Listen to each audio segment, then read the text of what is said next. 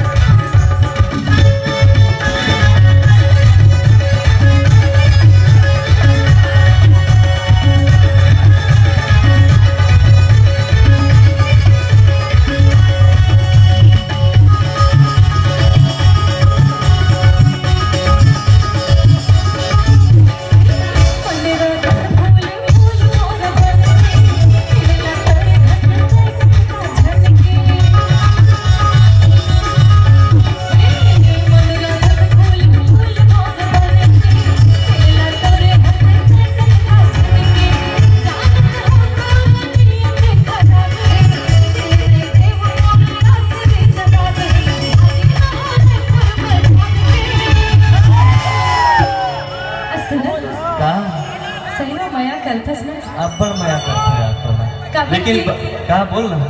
अब बताइए कि कौन कौन प्यार करता है, हाथ उठा के बताइए। क्योंकि अगर सच्चा प्यार करते हैं तो ही हाथ उठाइएगा, वरना नहीं। सच्चा प्यार कौन करता है? ठीक, क्योंकि जो सच्चा प्यार नहीं करता उसे क्या कहते बताओ? सची जी, जो प्यार न करे उसे कायर कहते हैं।